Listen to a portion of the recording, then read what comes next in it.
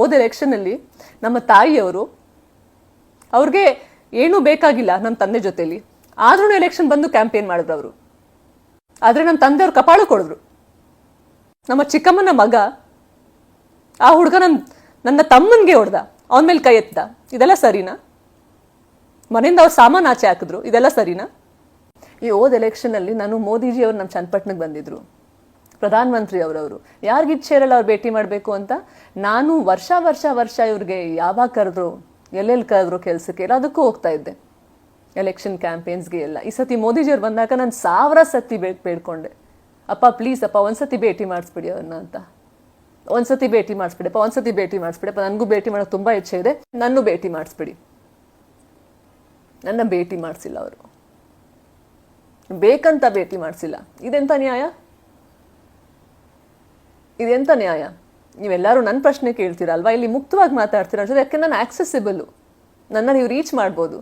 ಆದರೆ ಅವ್ರನ್ನೋ ಪ್ರಶ್ನೆ ಕೇಳಿ, ಯಾಕೆ ಇಂಥ ಪರಿಸ್ಥಿತಿ ನಿಮ್ಮ ಮನೆಯಲ್ಲಿ, ನೀವೇನಕ್ಕೆ ನಿಮ್ಮ ಮಗಳಿಗೇನು ದಾರಿ ತೋರಿಸಿಲ್ಲ ಅಂತ. ನಾನು ಒಂದು ಸಣ್ಣ ವಿಡಿಯೋನ, ಯಾರೋ ಒಬ್ಬ ಹುಡುಗ ಆ ಒಂದು ಚಿಕ್ಕ ವಿಡಿಯೋನ ಹಾಕೊಂಡ್ರು ಅಲ್ಲಿ ಚನ್ನಪಟ್ಟಣದಲ್ಲಿ, ಒಂದು ಸಣ್ಣ ವಿಡಿಯೋನ ಹಾಕೊಂಡ್ರು. ಆ ವಿಡಿಯೋ ನೋಡ್ಬಿಟ್ಟು ನಮ್ಮ ತಂದೆಯ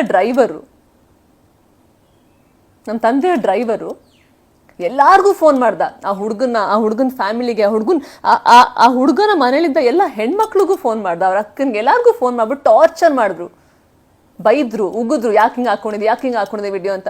ನಂದು ಒಂದು ವಿಡಿಯೋನ ಒಬ್ರು ಹಾಕೊಳ್ಳೋಕ್ಕಾಗಲ್ಲ ಅಂತ ಅಂದರೆ ನನ್ನ ಜೀವನದಲ್ಲಿ ಇವ್ರು ದಾರಿ ಮಾಡ್ಕೊಡ್ತಾರಾ? ಇವರೆಲ್ಲ ಆದರ್ಶವಾಗಿಲ್ಲ, ಇವರೆಲ್ಲ ಮಾದರಿ ಆಗಿಲ್ಲ. ಆದರೆ ಎಲ್ಲ ಒಳ್ಳೆತನ, ಎಲ್ಲ ಸರಿಯಾದ ನಿರ್ಧಾರ, ಎಲ್ಲ ಸರಿಯಾದ ಹೆಜ್ಜೆಗಳು, ಎಲ್ಲ ಪ್ರಶ್ನೆಗಳು, ಎಲ್ಲ ಸರಿಯಾದ ಸ್ಟೆಪ್ಸು, ಎಲ್ಲ ನಿರೀಕ್ಷೆ ನನ್ನಿಂದಾನೆ. ಇವ್ರಿಂದ ಏನೂ ನಿರೀಕ್ಷೆ ಇಲ್ಲ. ಯಾಕೆ? ಇದನ್ನೆಲ್ಲ ಕೇಳಿಸ್ಕೋಬೇಕು ಅಂತ ನೀವು ಬಯಸ್ತಿದ್ರಾ? ನೀವು ಹೀಗೆ ಕಾಮೆಂಟ್ಸ್ ಬರ್ಸ್ತಾ ಇದ್ರೆ ನಾನು ಹೀಗೀಗ ಉತ್ತರ ಕೊಡ್ತೀನಿ. ನಂತರ ಇನ್ನೂ ಬೇಕಾದಷ್ಟಿದೆ ಮಾತಾಡೋಕ್ಕೆ. ಇವಾಗ ನೀವು ನಿಲ್ಲಿಸದೆ ಹೋದ್ರೆ, ಯಾಕಂದರೆ ನಾನು ಶಾಂತವಾಗಿದ್ದೀನಿ, ನನ್ನ ಶಾಂತವಾಗಿ ಬಿಟ್ಬಿಡಿ. ನನಗೆ ತೊಂದರೆ ಕೊಡಬೇಡಿ.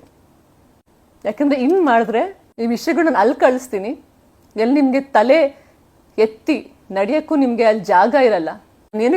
ನಾನು ಏನಕ್ಕೆ ವಿಡಿಯೋ ಹಾಕಿದೆ ಅಂತ ಈ ಒಂದು ಕಾಮೆಂಟ್ಗಳು ಬರ್ತಾ ಇತ್ತು, ನಿನ್ನ ತಂದೆ ಹೆಸರು ತೆಗಿ ಅಂತ. ಅದಕ್ಕೆ ನಾನು ಹಾಕ್ತೆ, ನಮ್ಮ ತಂದೆ ಶಾಪನ, ನಮ್ಮ ತಂದೆ ಆಶೀರ್ವಾದನ ಅಂತ.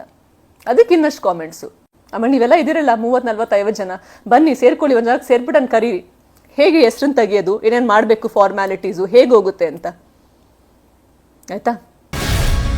ಗ್ಯಾರಂಟಿ ನ್ಯೂಸ್, ಸುದ್ದಿ ಖಚಿತ, ನ್ಯಾಯ ನಿಶ್ಚಿತ.